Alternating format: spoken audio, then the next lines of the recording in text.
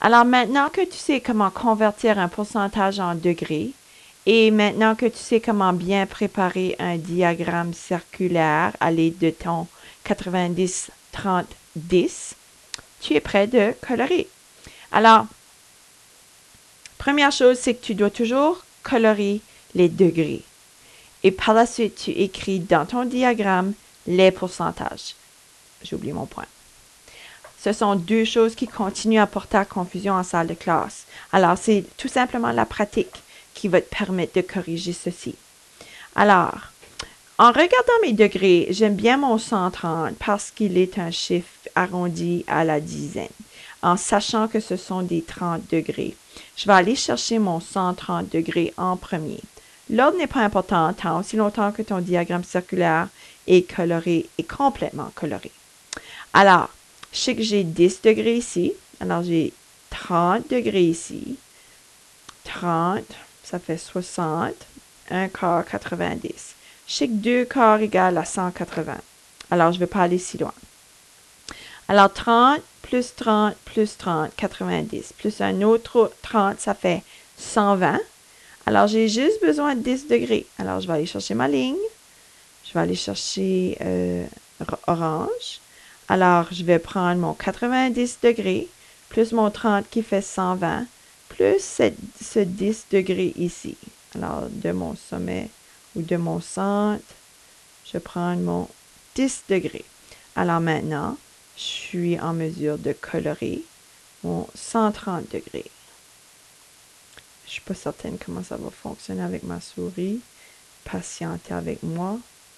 Je vais passer les lignes un petit peu. Je suis contente, c'est pas un projet d'art. Alors, je viens de colorer 130 degrés, mais je veux aller écrire le pourcentage qui est, 36%.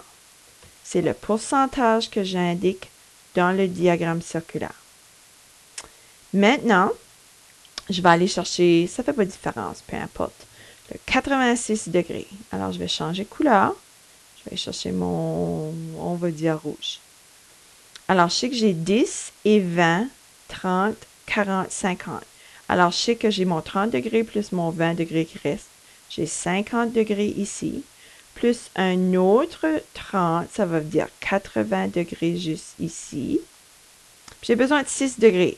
Alors, je vais changer au crayon parce qu'il est un petit peu trop large, mon stylo feutre ou mon surligneur.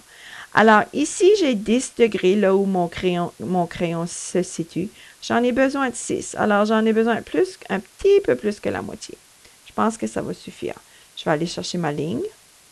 Elle doit être rouge. Puis, je veux, à partir du centre, jusqu'ici. Ah. Alors, je vais colorer mon 86 degrés.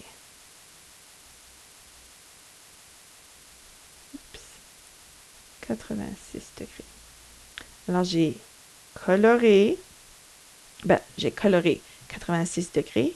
Maintenant, je vais aller écrire mon pourcentage qui est relié à mon 86 degrés, qui est 24%. 24% là. Je peux le faire plus foncé la prochaine fois. Non, je ne veux pas d'autre.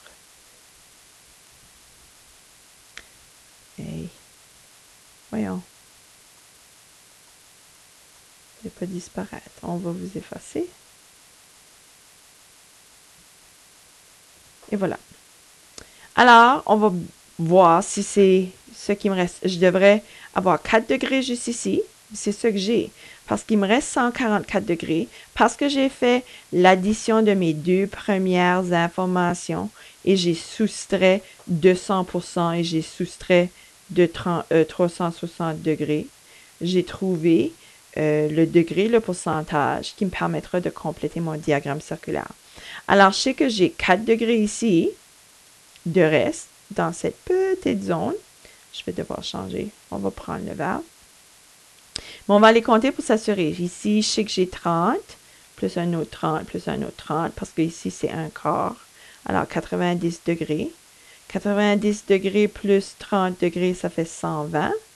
Ici, j'ai 120, plus un 10, j'ai 130, plus un 10, j'ai 140, plus mon 4. Alors, je le sais que j'ai 144 degrés. Alors, je vais aller colorer mon 144 degrés. Oh, j'ai dépassé le 100, excusez. Quelque chose à pas faire. Non, ça, je l'aime pas. On le reprend parce que moi, je le sais que je n'ai pas à effacer comme vous avez à le faire à l'occasion.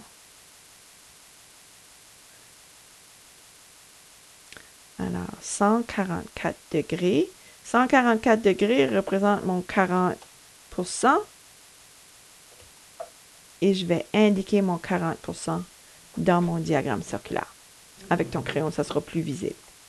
Et voilà!